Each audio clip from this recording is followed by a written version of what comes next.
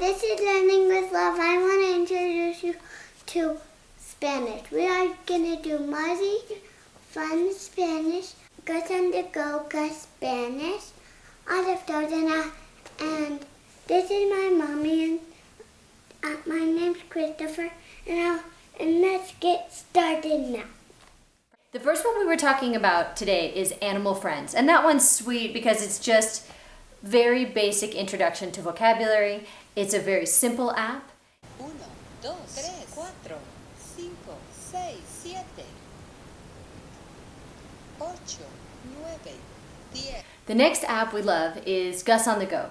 This one's very popular. It is great because it teaches the vocabulary and then it reinforces it. So it teaches, let's see, we have animals, we have numbers, and then we also have these cute little games built into the app. So Christopher, can you tell me about Gus Spanish? So Gus Spanish, there's stories that the kids get to do, and the stories are Spanish, so the kids are learning Spanish in the stories. That's true. I love those stories. I think they're great because you're actually getting Spanish in context. It's really, really simple words. It actually introduces the vocabulary for the story first and then has the child be able to click through the story bit by bit using the vocabulary they've just learned. I love that. In fact, I wish there were more programs like that because I think it is great for that very, very, very beginning early steps where they're starting to get a little vocabulary, but without anything to hang it on to, without a story for it to be a part of, it doesn't really stick very well or it's not very compelling. So that one we love. So that's Gus Spanish.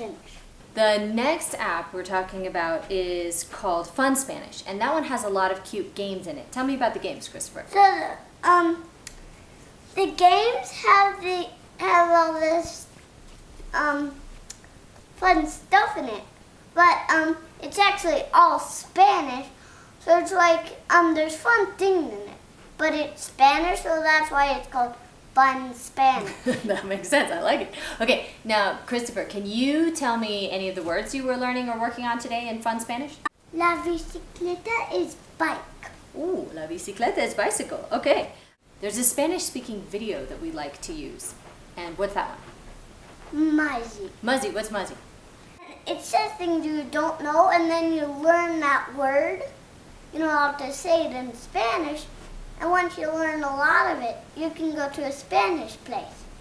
I think there are a lot of programs out there that just teach vocabulary in isolated forms, right? So you have a lot of things like that first one I told you, that animal app, just teaches the words, and there's some cute YouTube channels that just teach the words. What's hard to find is content where it's very, very simple and slow enough for a beginning, like a preschooler or a very beginning Spanish speaker to understand, but that it's put in context of a story, because that's really helpful, especially, and maybe there's more content available for people who are Spanish speakers, but for English speakers to find that content can be tough. So MUZZY and the Gus stories are really great because they weave those really basic words into spoken Spanish, so it starts to sound like a sentence, it sounds like a story. People can hear, kids can hear Spanish spoken all together, and I think that really helps them make sense of it and also enjoy it. It keeps them engaged.